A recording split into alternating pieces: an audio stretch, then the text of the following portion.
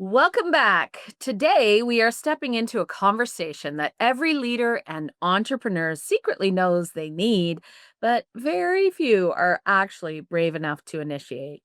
Because reinvention is what we're talking about. And it isn't a strategy, it's actually an identity shift. It's what happens when who you've become can no longer be contained inside old business models, outdated messaging, or work that doesn't honor your evolution. And there is no one better to explore this than today's guest, Susan Regier, copywriter, brand storyteller, business coach, and a woman who sees possibility between the words most of us overlook.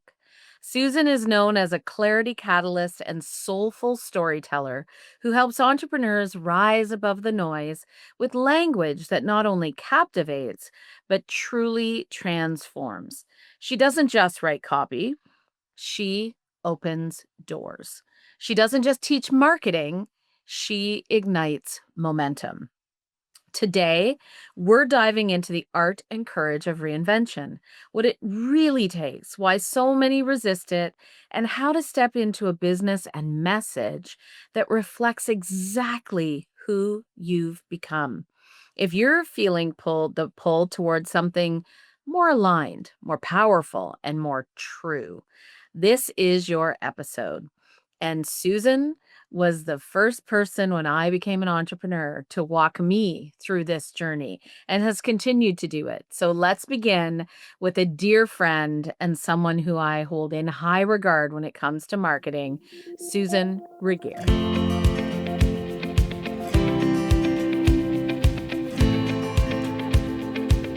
Now, I've been so excited to have you on the podcast because I was just reflecting before we jumped on together of the journey of even our relationship, partnership, businesses, and I was thinking you were one of the first people I remember being in awe of when I started my business. True story. And I heard you speaking at an event and there was a lot of people there and you were leading us through some work on networking, some work on marketing, sort of a combination of. And I remember thinking, I need to learn from her. And that is where our journey began, and I did. I went on to take quite a few of your courses, worked with you for in a year-long container to help me. I like marketing's always felt messy middle for me, so you really, really helped me like hone my story, hone so many skills, and really just give me confidence and hold such a beautiful space for me through that.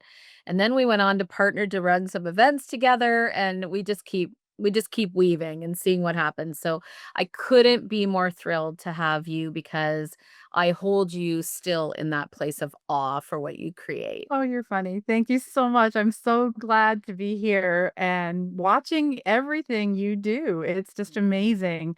You've just exploded and in It's all the cool. good ways. It's cool podcasting, hey, because when you think back to when I started in that marketing course with you, that was the first kind of step. Podcasting wasn't even a thing we talked about. Not that some people weren't podcasting, but it wasn't a big part of a marketing mix at the time. And now I feel like I'm aging myself or something, but it wasn't real. Well, It would have been over 15 years ago. yeah. And when I think about, okay, this is really going to sound crazy. When I started my business in 1997, so nearly 30 years ago, I was watching one person in particular who became my coach. But she was everywhere online, and the internet was relatively new in '97, and I'm thinking, "I'm way behind the game." And now I think back and I'm going, "You were actually right on time." Yeah. And I think we all think that, "Oh, like, we've gotta hurry and catch up," but we are where we're supposed to be. Oh, So, it's it's I just love that. I can remember those feelings that, "Oh, I'm only been in business for 1 year or 5 years," and now I'm thinking 30 years, like, "Oh my gosh." Not 30 yet, but getting there. So close and all of the lessons learned. Well, one of the ways that you describe yourself, which is so deeply aligned with who you are, is a clarity catalyst and a soulful storyteller. So when you look at your own evolution, who have you become in this season of your work? Do those still fit, or is there something new that's formed? I'm gonna say it's even deeper, Mm, uh, because, maybe it's part doing it, maybe it's part aging, but I feel more confident in mm, just who I am without what I think somebody wants me to be, because that doesn't really matter to me anymore. It's being authentic, and when I work with clients, like, I can understand more sometimes what they're really looking to be or to mm, become in their business and can help pull that out. But it is definitely in a soulful way, and I really ingrain that into everything that I do. So whether it's the creative side, the writing side, the coaching side, it all comes from heart. And it actually, it comes through me from I'm gonna just come say it through from God and um through your higher power. It's not all me, and it's not you, and it's not everybody individual. We're all working with this energy, mhm. which I think when you become aware of that and align with that, everything runs smoother. Oh, so beautifully said. Were you always like that? When you look back 28 years ago, did you have that same knowingness that it was coming from a higher power? And you're shaking your head no. So, Because I had so where I along was the way did that start to really become? when I started, I was not confident. I started out, I knew what I could do. I was always that imposter syndrome, not feeling that you're good enough, always having to try to prove myself. And I did have to prove myself to get jobs and to start building a portfolio. Like there is that aspect. Um, I would never have spoke, be a speaker in front of an audience. That was terrifying for me. There's a lot of self growth, a lot of work I had to do on myself. And then with that comes confidence. And then I think just knowing I always worked with a higher power. Sometimes I didn't realize that I did that. Mm, Um, I just knew things very intuitively, like a knowing.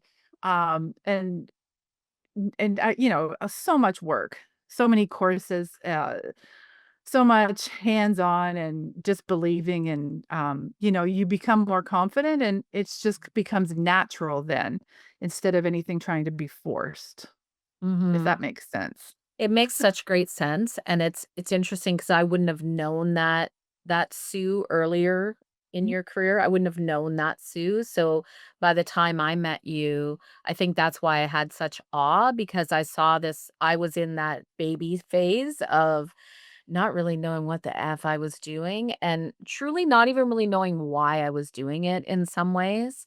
I was really trying to find myself and my voice and my way in this I'm now an entrepreneur.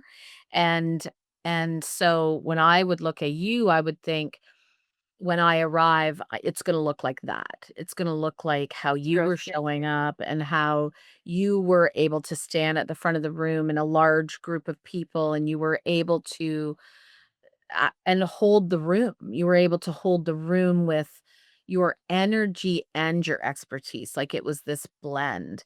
And I always say, really we're about putting a hand back to help people that are Mm. a few steps behind us or putting a hand forward and grabbing someone that's ahead of us. And I was grabbing your hand. I was like, there's the hand that I want right there. It's funny you said, "When I arrive." Yeah.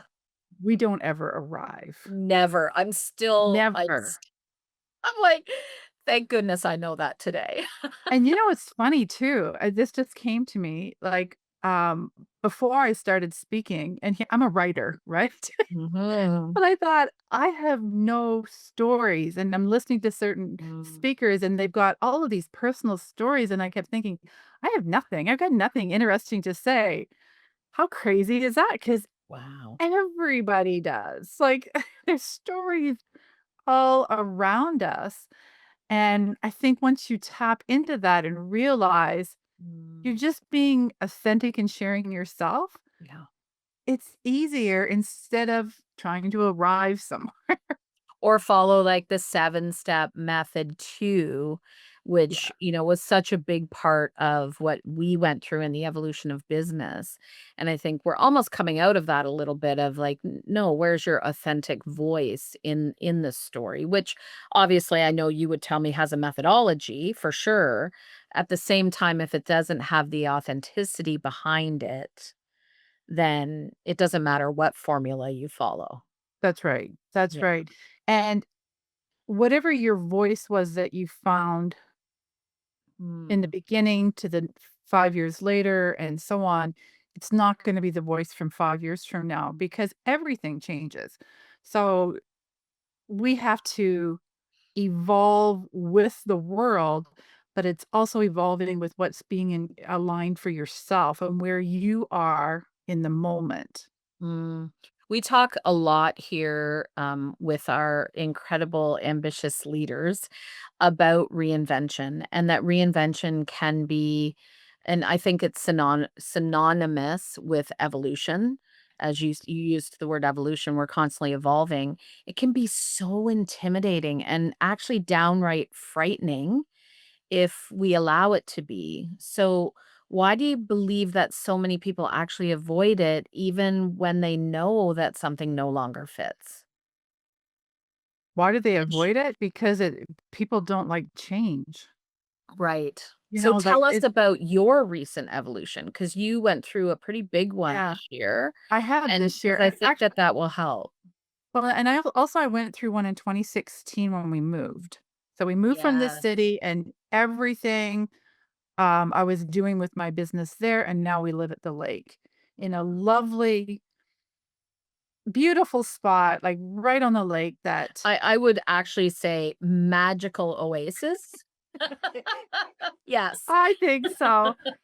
So at that time, and I was used to network like crazy, like go to networking meetings. I ran my own networking group for years and years and years. And driving back and forth to the city, it wasn't feeling joyful anymore. So I thought, do I want to do that? And eventually, I don't even network anymore. So, like, not at least yeah, I do online. LinkedIn's great, but I don't go to networking groups out here. There really isn't any.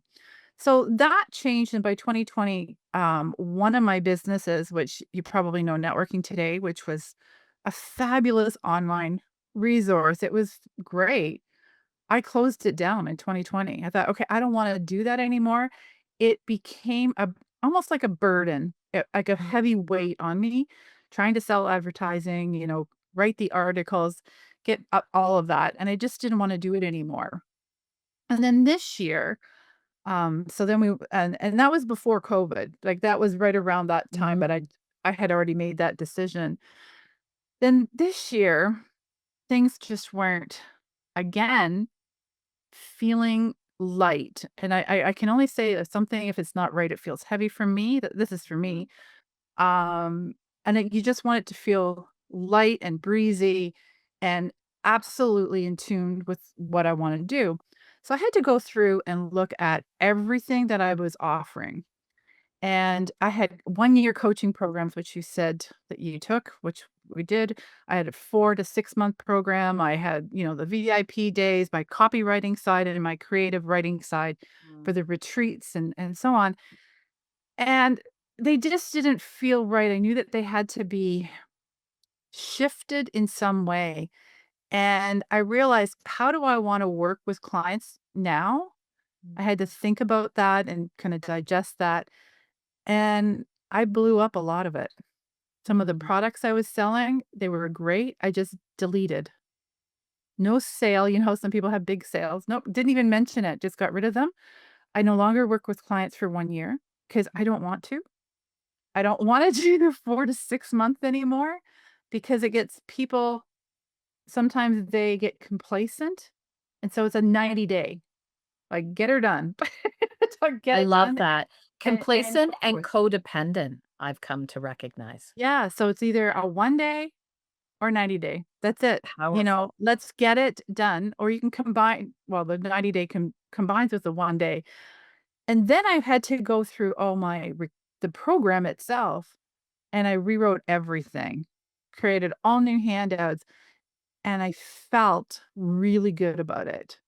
And I think if there's something that's not fitting right and it doesn't feel good, energetically, you're not aligned with it and you're not gonna Mm, sell it.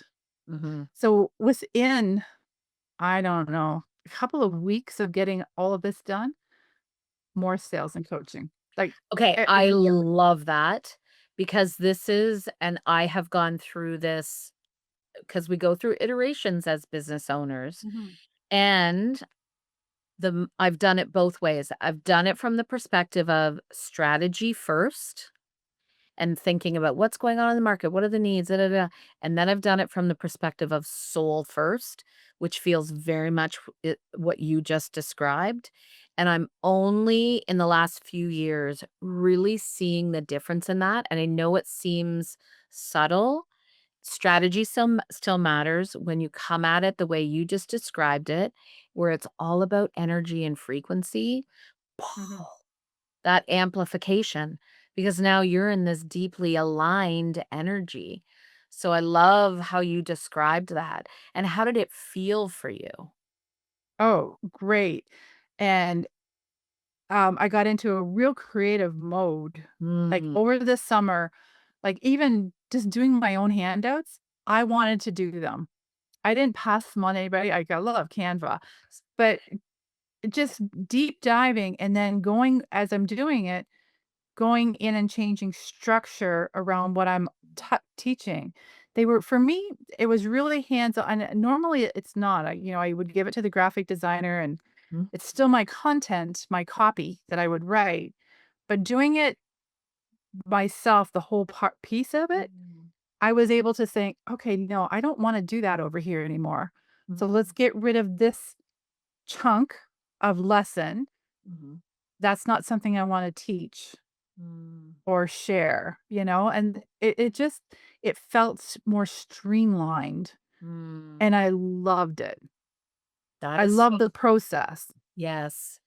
I recently took my writing back because I hadn't actually been doing my writing, and I mean, listen, hiring you and working with you and partnering with you and collaborating with you is incredible. The reason for it in the moment was I actually have a gift of writing, which so many people don't have. And I was misaligned frequency wise with what was going on. And I had to pull it back to recognize that. It was so interesting. So interesting, and my writing was being done by a social media team, so it was different Yeah, than where you would leverage Sue. It was I had hired a social media team that would do the whole kit and caboodle, and they were incredible to work with. They were incredible people. Had nothing to do with what they were creating. It was my disconnection, and you could feel it in everything from a frequency perspective. and that's also true with AI, and I love AI. Me Like too. like, it can help in so many different ways, Yes. but you can't put in, your parameters and just use whatever comes out. You still have to massage it. It still has to be your voice because they don't have emotion. AI, I could say Mhm. they, um, he, she, sage, whatever, does not have any emotion and can't relate to emotion. So that has to come from you. Yes. Yes, I love that. Such a powerful perspective. So, you said that people get stuck in these outdated business practices, and we have gotten stuck in these outdated business practices at times. But you have a beautiful list of 6 questions that you ask. Share Yes. these with us because I think this is, just to help people sort of wrap their heads around how do I navigate through this? So, share that with us. Okay. And before I do, I think one thing to look at if it's just something in your business to see if it's something that is there that you're tolerating. Because if you're doing something every day that's a toleration, that's not bringing you joy, you need to really look at what needs to be changed around that. Whether it's big or small, any type of a toleration in your personal life or business life needs to be looked at. But then you might think, okay, I'm going to stop doing this, and now I'm going to add this, this function to my business for sales. Or somebody just came to you and wants you to lead whatever, a new program somewhere. So here's 6 essential questions that I always give my clients to run it through their own head to make sure that it's a yes to moving forward. Because we all know that we say yes often and we shouldn't. So you have to have a positive Never. response to all 6, positive for each one. The first one is, will this drain me? Mm. Will this drain me? Like, think about that with everything else you're doing. I Will actually felt that in my bones, just you saying the question. Yeah. Will Yeah. it overwhelm me? Number 2. Mm. That's another big one. You don't wanna get bogged down. Will this produce energy for me? You get doing things and it just energizes you and you want to continue doing more. Mm. Do I really have time right now for this to do justice to this with this? Mm. Like, it might be a good thing, but maybe at another time.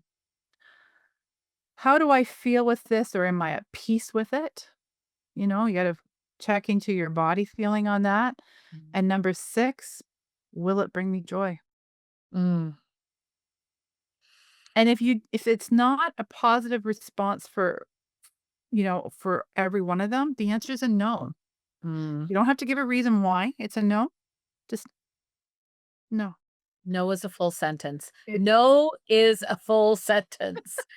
That's a powerful list. Thank you. I'm gonna grab those and put them up in the show notes actually for people, and because I what didn't create powerful those. check and balance. One of my former business coaches Mm. shared those, so they're Mm. not mine, and to be honest, I can't remember which one. I did several, but, I think I don't wanna say just in case it's the wrong name, but I didn't make them up.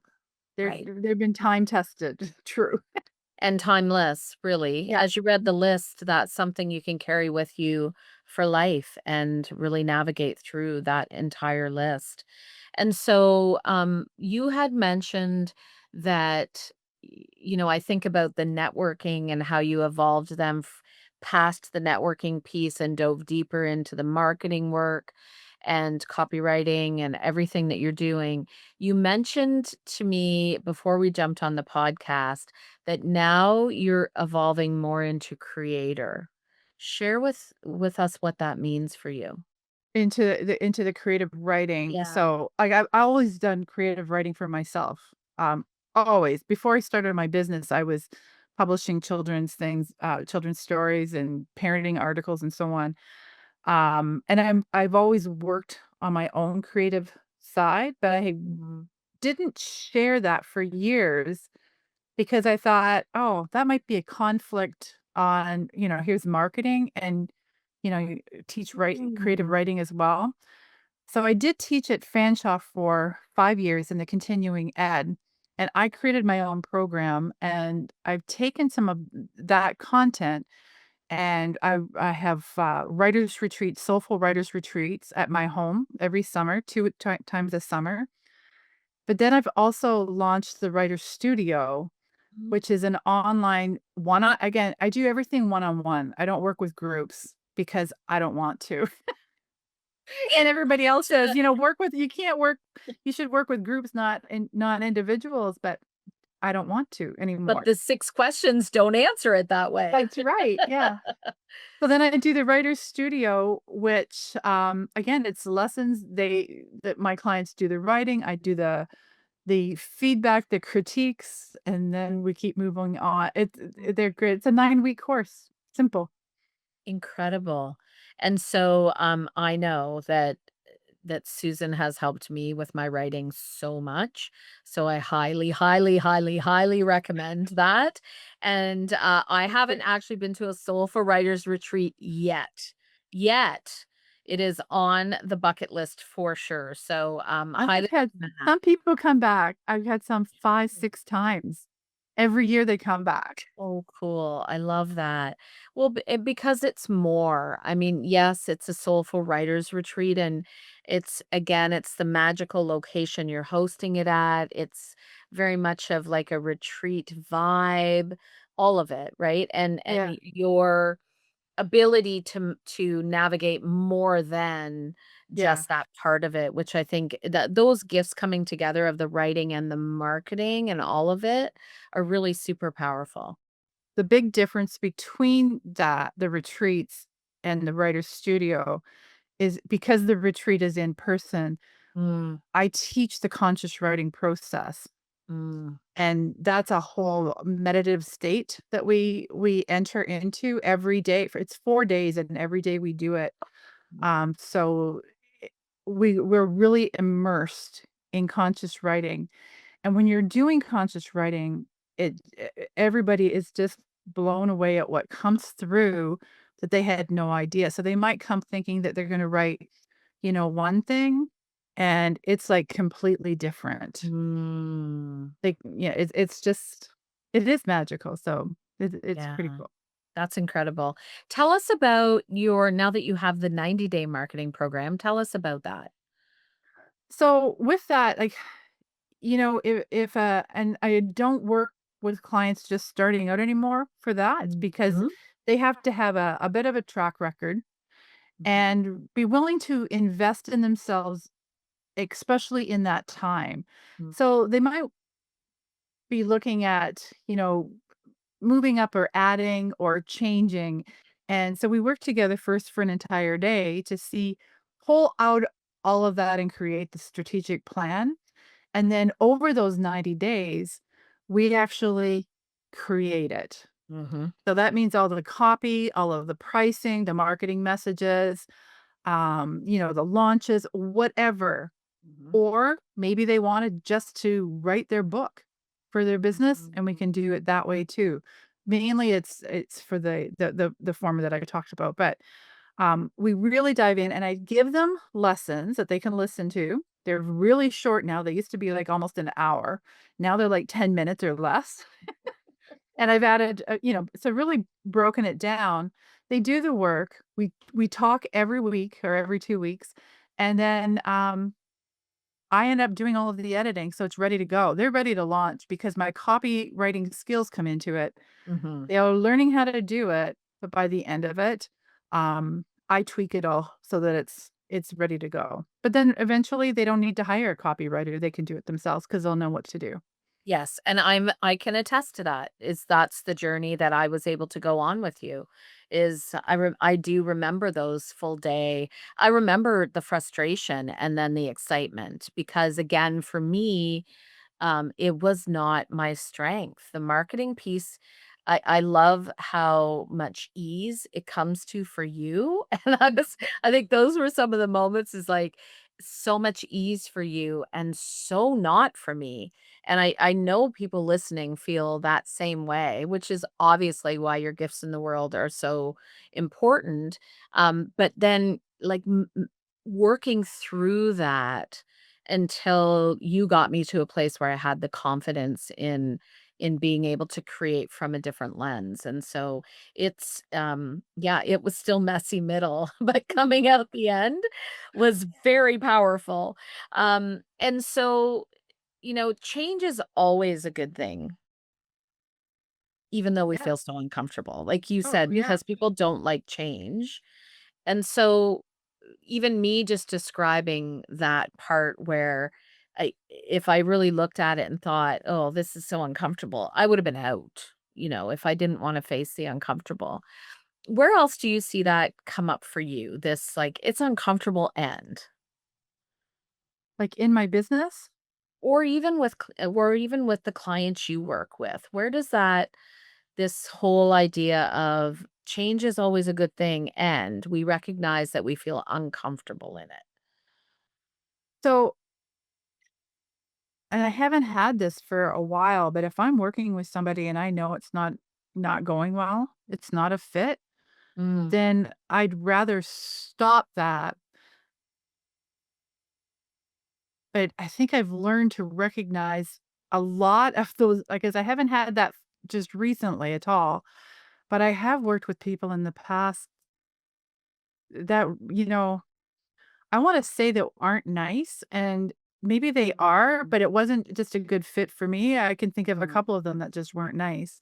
yeah. But I promised myself even back then that I would never get into situations like that again. And Mhm. so what changed was that I learned to ask better questions Mm. to make sure that we're a fit. Um, and I've had some clients or prospective clients. I have one now, and he's just not sure because he's unsure in his own life about whether he's ready to invest. But he's even come down to asking, for clients' feedbacks, and it's funny. And I said, well, I can ask them if they will send you a reference, but some of them have asked me to sign NDAs, Right. and you have asked me that. So I can't do. You want an NDA, but you want all the stories. Yeah, and I have, Yeah. like, several clients that I do amazing work with, and it's all ghost written, so Right. I can't even talk about it, so Oh, that's interesting. I can imagine that. That's so interesting. Although I have told one of my friends who has like just a crazy story that I'd be happy to help ghostwrite for her because she doesn't want to put it out in the world under her name. Oh, too funny. Okay, so words. Oh, I remember going through this with you as well. Oh, I just had a flashback where like so much of the nuance of what you would work through with me was and I believe in the power of words and language, but it was the way that they would come across based on whatever story we were trying to create. So, these words are windows of possibility and you have this beautiful gift to work with them that everyone doesn't have. So if someone's just working on the beginning stages of understanding that the words are that window to possibility, do you have like a couple or just one how to start their story from there? What are some of your thoughts on how you start your story when you're feeling stuck like most people feel stuck about the story? so their own personal story, like in their Yeah. bio, for example. Yes. So when I work with a client to do that, like, I have a list of 10 questions that I give them, Mhm. and, you can go through anybody's bio that you really, really like and just say, "What are the questions that they ask themselves?" And Ah, then write those down and fill them out. But then talk with somebody. So whether it's a spouse, a good friend, could be a child, one of your kids, not necessarily a child, but a teenager, whatever. yes. They did this with myself, with my daughter years ago. So she asked me the questions, and then she would dive deeper and ask more detailed questions. And that's where it comes in. So when I give my clients those questions and I look at their answers, I know this information missing, and then that's when we have a conversation so I can dig deeper. So it's going that extra deep dive into how did you come and how did you get to where you are today? What was that pivotal moment? Mm, Or what's a funny story that, that happened that got you to where you are? yeah. People relate to the stories. Mm, They want to know what it took, how you got there, what was at stake, you gotta keep it short, but when you get to that meat of that, I remember writing for a photographer one time, and he was always by his grandfather's side, mhm. who was a photographer. They always had done things together with cameras, and I thought, wow, I could picture him standing beside his grandfather, so I thought that was really a key just a key moment, and it's Mm, like a half a sentence. mm. So it doesn't take a lot, but it gets the roundness of the picture of the individual. And makes it So emotional. Like, as soon right. as you said that, I felt that emotional connection. Yeah, and you can't do that yourself. Like, well, you can, but you're not gonna go deep because you already know the story in your head. Mhm, But when you're talking with somebody, then they're gonna say, "Well, what happened there? Like, how did mhm. that how did that work?" You know it, but then you realize, "Oh, the person reading this doesn't know that," and then you can go deeper.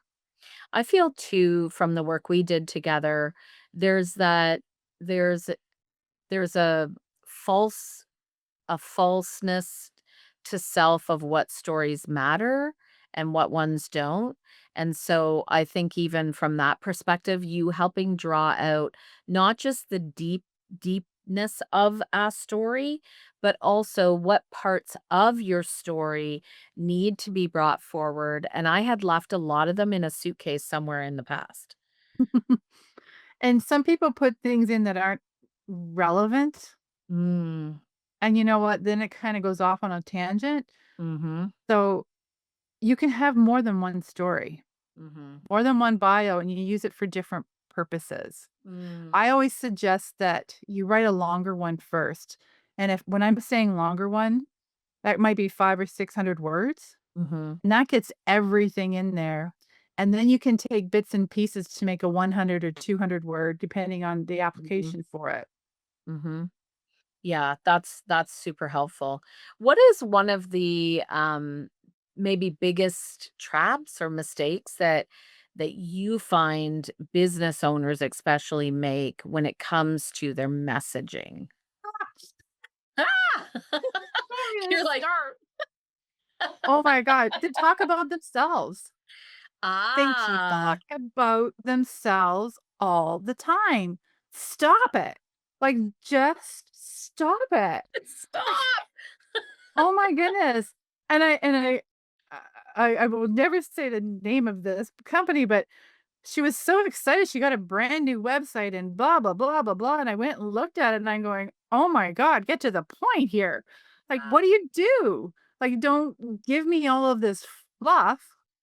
If I hadn't have been there looking just to read it, I would have been gone. But talk about the outcomes that people are gonna get from working with you. It's not about you. The only place that it's about you is your bio.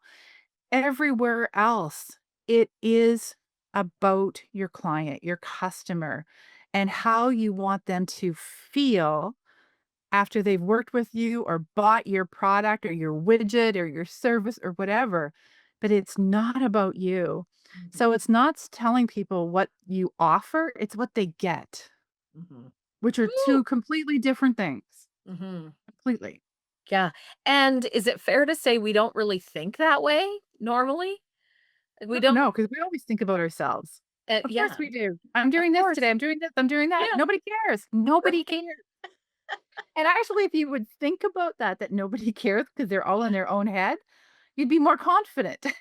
It's so true. Oh my gosh, it's so true, right? Nobody's actually thinking about you or worried about what you're doing. Or that thing that's stuck in your head from 20 years ago? Like, stop it. Stop it. Just stop it. Oh my goodness. How do you find, and we kind of touched on it earlier, how do you find then that AI is going to, well, maybe just start with how have you found it to support you in your processes?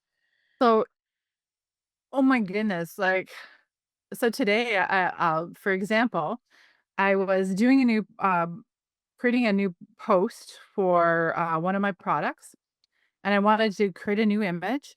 So I just put my post that I'm going to be doing into AI and said, "Tell me what I should do for an image for this." Because, sometimes your brain just kind of shuts down and you've already tried so many different things. Mhm. And it gave me exactly what I needed to include. I go into Canva and do that. So Yeah. it was pretty simple. Or if I'm writing, like I have my newsletter, Copy Matters, every month. I just do it once a month. I ask, okay, here's the list of the 12 that I've done in the past year. Give me 5 new examples of, and I give them parameters on what my audience is and so on, what they'd be looking for. Mhm. Get these ideas. I'm going, oh my gosh, I can really run with that one. I can do that one into 5 parts and break it down. So it's really good for giving me ideas as well. AI is not new. Like, Grammarly's been around, spell check and Word, like, that's all been Ooh, AI. You think yeah. about that, like, it's nothing new, but it's evolving, Mhm, um, and it will continue because it's in its infancy right now. mhm. Um, and I I don't know if you've ever heard of the guru conferences, but I attend them about on marketing and email marketing and so on, and Mhm.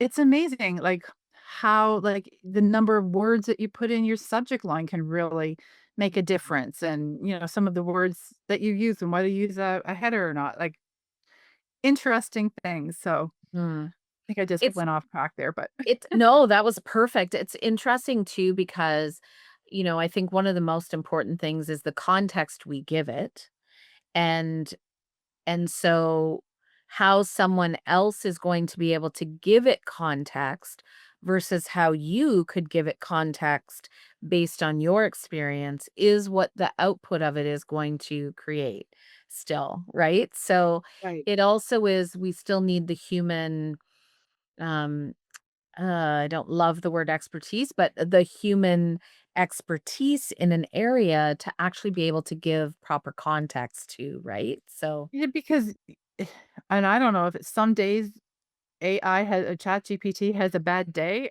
it does have bad It days, and or is it us? no, it's not No, us. it's them. But it can spit out something that doesn't even make sense, it's not Yeah. relevant, Mhm. and you know what? It can be a hiccup. Yes. It's too many people are just taking that and Yes. using it, and it's like, Mhm. "Oh my gosh." Mhm. And then I have to laugh, when they're saying, "Oh, if it's got an M dash in there, it must be AI." I've Mhm. been using M dashes since the beginning. And it's a punctuation, and they learn from humans, so that's why Right. they're there, and I thought so people are saying, "You should never use them." I'm going, "Well, I always have, so I always will, because you need to know how they're used." But Right. But it's I both think that in itself is such an interesting point because I remember when my social media team I was working with, the a lot of the posts all of a sudden had the M dashes in them. And I had never used them because I'd never been taught how to use them.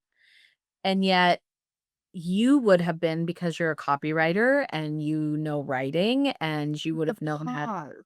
you Yeah. the pause, and now after they came back and said, "Well, actually, it's always been used," I did a little more research, and I realized that, and then I was, like, kind of in awe about this big dash because it allows the pause. It's that Yeah. reflective moment, and yet there's a misperception for sure, and I love now I'm sure all the writers in the world are like, "Hey, come on now."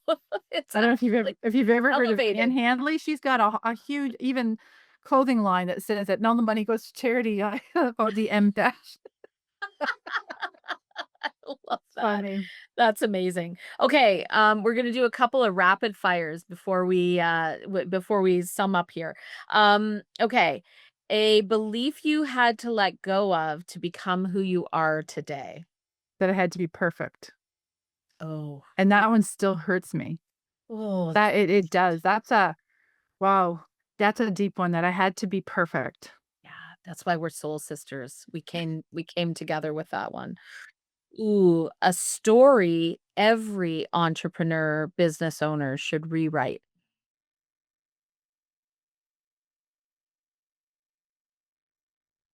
That I either need to do more or I have to be more. Mm, I have to be, again, the perfect. They're just that you're not enough, you are. yeah. Ooh, love that. A book, quote, or mantra that always brings you back to yourself. Just believe. Mm, And that goes back 2007. mm, Just the term just believe. I have a little coin there. Yeah. I'm not gonna go into detail about that, but yeah, amazing. it's a big one. Yeah. And I watch you unfold in that way. And I think that when I said the container you hold, that is part of the container you hold is that energy that you come at Mhm. from the just believe allows people around you to believe that for themselves. I Yeah, hope so. Yeah. you do, for sure. Last one. What are you currently becoming, or what else would you like to share with us before we go? I am currently becoming, um um it's a novelist, but, I wanted to say, it's amazing, and it's a series, so, I'm working on that on the side. Yes, On the side. on the side. I love that. On the side. Come on On the now. side. Yeah, Oh, it's fun. That's definitely, fun. I love that. We should all have something we're becoming that we are having fun with. Mhm. And I cannot wait to read the series when it comes out. It will be fabulous. Okay, is there anything else that you want to leave our listeners with? Oh, um, I guess one of the things is that transformation will come when you stop tolerating whatever is holding you back or whatever is holding you down. And again, that was a big one for me this year, and that I had to change things. And I get the toleration, and I go through that exercise with my clients. I've done that in the past. And if you get rid of that crap, it's so much better. I love Everyone's that. lighter. Everything's lighter. And you've used I love that you've been using this word tolerate because it's not a word we use very much. Of course, cuz she's the word genius. It's deep. Like every time you've said it on the podcast today, I've had this like little jolt. And so Huh, let's all go away and do that work. What are we tolerating today? Like what are we tolerating in our lives and our businesses? that's a good question. What are you tolerating today? Yeah. You think about that every day because you know what? It could be that you go to pull out your favorite blouse that you want to wear and the button's missing still. It just like it stops you. Or it could be that you're out of ink again. You're not stocking up in advance. Like it doesn't have to be a monumental thing, but it's something that stops you and jolts you. Mhm. It could be like, "Oh, I gotta deal with that client again." Get rid of the client, Yes. you know? Yes, love this. That is a mic drop. We are going to all figure out what we're tolerating, and thank you so much for bringing that up. And I adore you, so thank you for sharing your time, energy, love, insights, all of it with us, Sue. Just it was great sharing time. Well, thank you, Lori, for having me. It's been great. What a powerful, soul aligned conversation, which I knew it would be. Susan reminded us that transformation begins the moment we stop tolerating what no longer fits, a truth we often forget as leaders and really as creators. Reinvention isn't a disruption, it's an awakening. It's a returning and it's a courageous leap into the work that reflects who you've become, not who you used to be. If today's conversation stirred something in you, trust that. That inner knowing is the beginning of your next chapter. Susan's wisdom and clarity are truly one of a kind. As always, thank you for tuning in. And remember to really deeply move into your awakening and your alignment and stay deeply connected to who you truly are becoming.